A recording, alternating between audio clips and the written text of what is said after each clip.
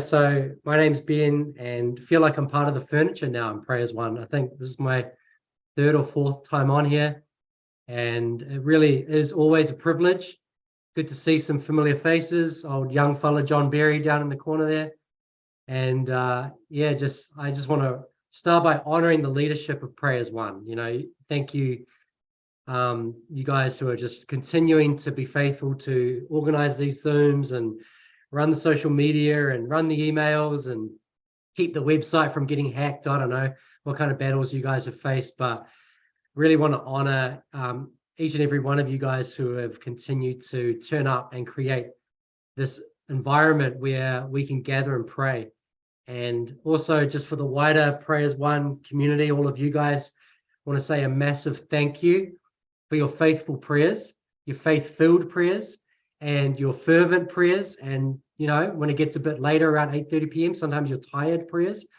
But I can tell you, we did a tour end of last year of 25 towns and cities around Aotearoa.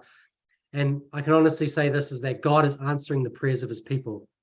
We found God was moving in every town and city that we went to, and it wasn't limited to one denomination or one generation, but God's moving everywhere. He's moving in all sorts of places and in all sorts of ways. And I can tell you there is an incredible, hungry, humble remnant believing for a move of God in this nation.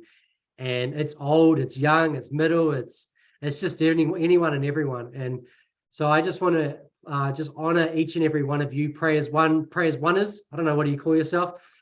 Just God is answering your prayers. Thank you for standing in the gap for our nation consistently.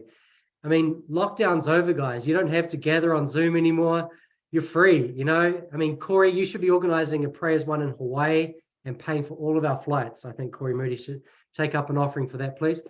But here you are on Zoom, believing that, God is going to use your prayers, that God is moving in New Zealand and he wants to increase what he's doing, that Jesus is the solution to our nation's problems, and that we get to, through our simple prayers on a Zoom on Monday night, be a part of that. So just really want to thank you all for praying and encourage you, please keep praying.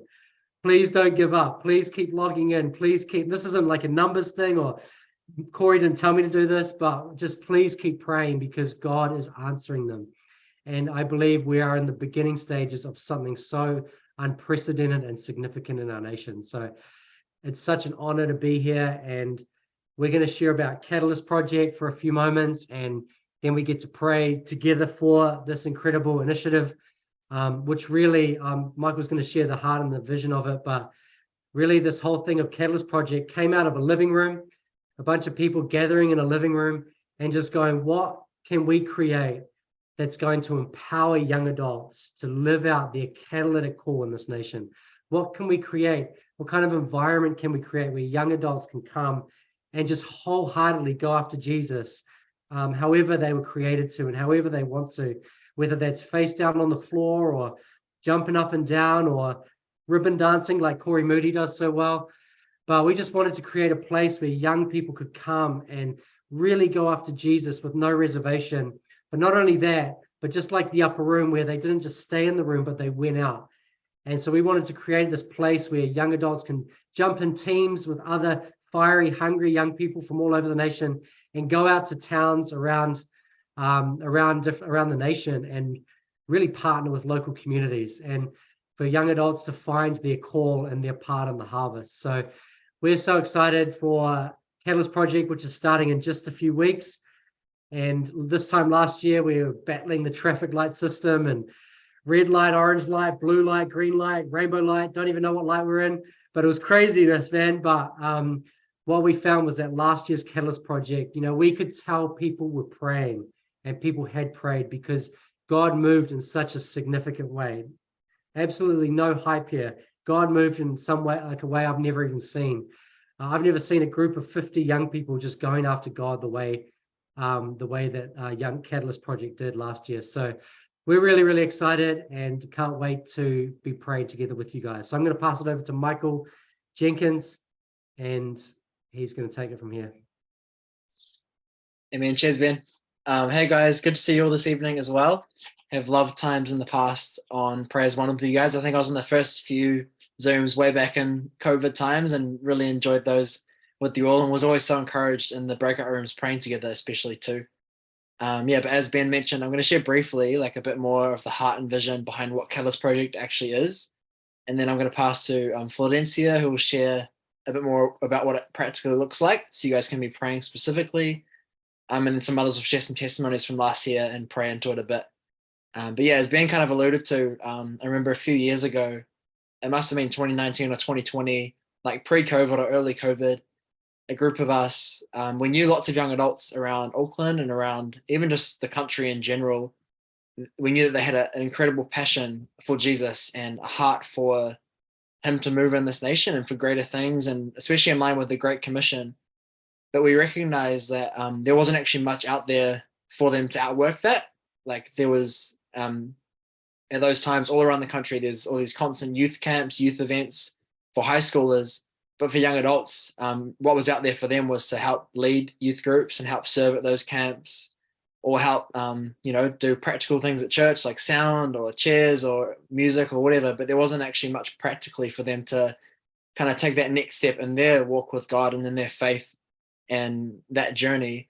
And so, literally, as Ben mentioned, we kind of gathered together just in a living room, a bunch of us, and prayed about how can we actually create something and kind of serve young adults in this nation that will create a space for that. And it wasn't a time of us kind of talking and planning together, like this could be good, this could be good. We literally just kind of gave it wholeheartedly, completely to God.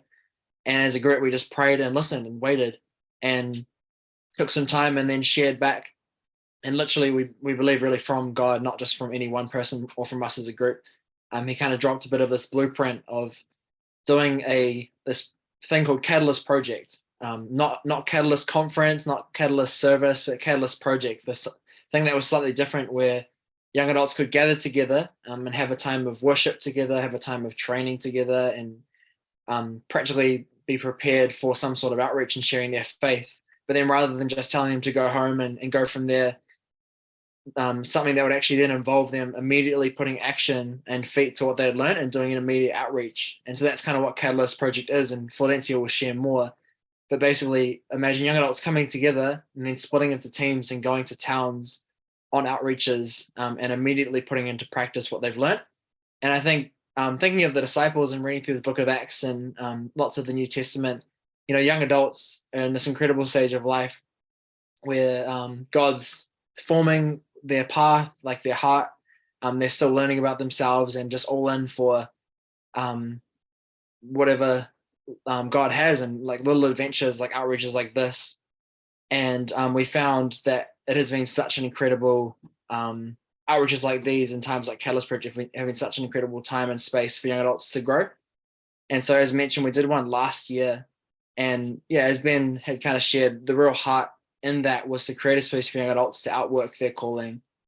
And it was incredible. Like some of the team will share some testimonies too. But I guess what stood out to me was like maybe three specific things. Like firstly, we found the young adults that came loved it. Like we had awesome feedback. Some of the times together of worship and times with my team, I remember on outreach, were just so special. And seeing young adults step out of their comfort zone, talk to people and share their faith, maybe speak at a church or share a testimony or something at a church for their first time.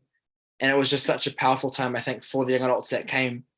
And then secondly, we found in the towns we went to, so last year we went to 8 towns. This year we're heading to 10 different towns around the North Island.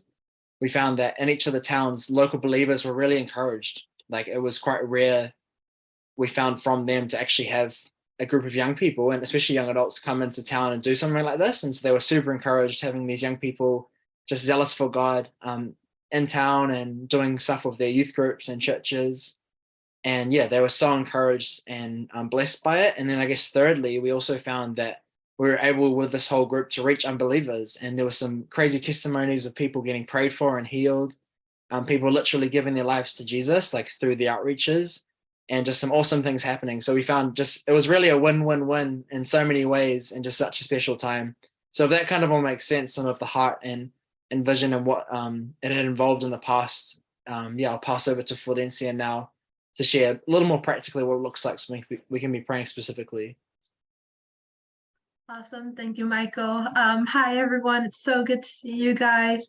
And just like Michael said, I'll be sharing a bit more on the practical sides as to what does Catalyst Project look like.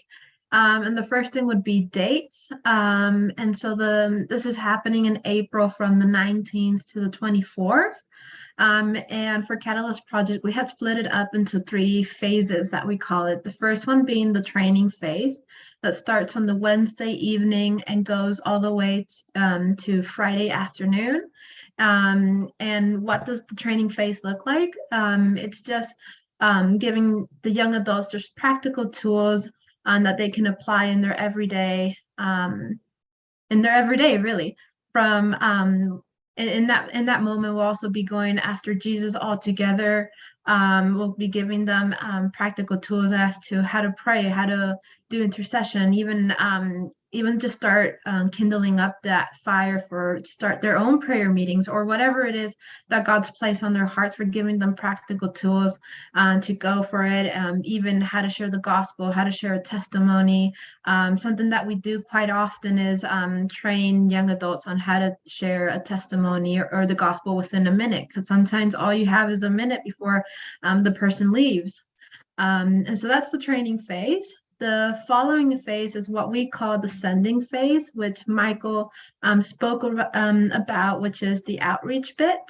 And so during that time, we'll be sending 10 teams across towns surrounding Auckland to serve churches and ministries and whatever, and not whatever, but serving churches in what God's already doing. It can be in like doing worship nights or just outreaches in the community, but and the heart behind it is just to love the community and just put those tools that they acquire during the training phase into practice.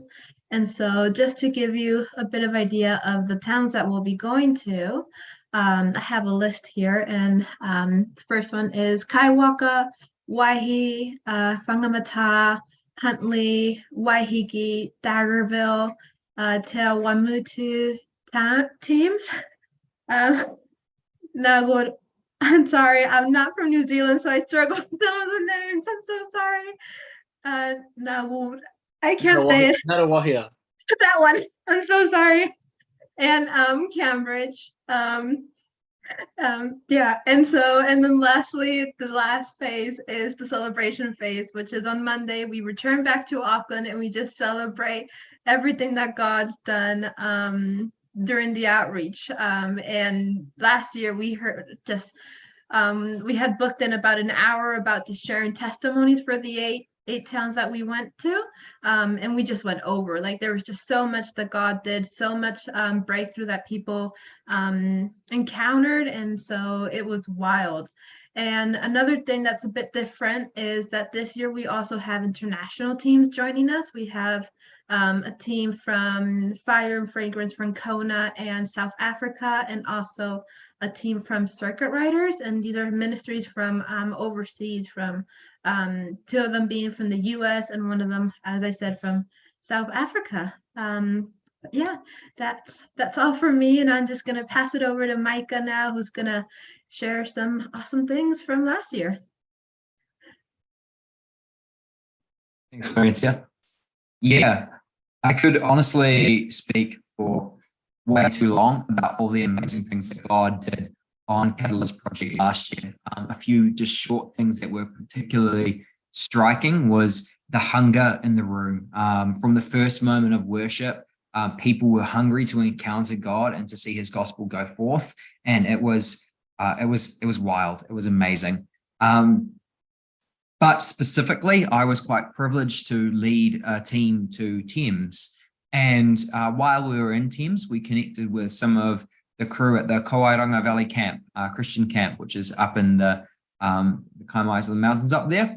And we had not planned to do anything with these guys. But the thing is, God had gone before, right? And God had sorted something out and planned. And we got invited to speak at this camp with all the young leaders who were about to run a camp the next week.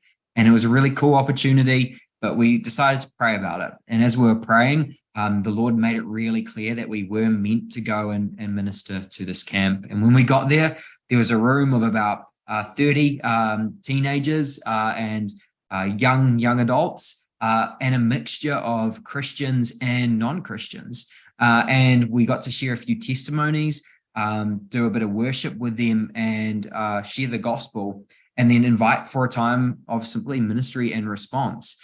And usually teenagers, when it's kind of a bit later at night in a ministry thing, as soon as they get an opportunity to leave, they do.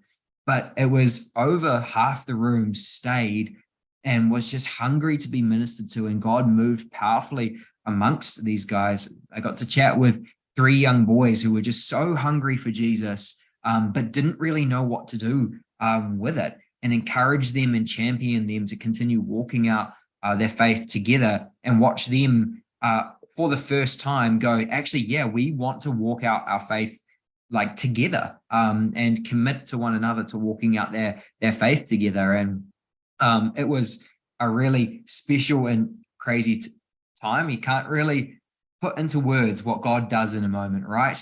And the consistent testimony from all the towns, as Michael and Florencia both shared, was that the lost were reached, that the local body of Christ was immensely encouraged and championed. But lastly, was that God is moving in every single one of these towns and these cities, and we're on the cusp of something awesome. So we're excited to do Catalyst Project all again, and I'm excited for all God is going to do this year in response to the prayers that are prayed on this Zoom tonight, just like last year. So thank you so much, guys. Yeah, that's all.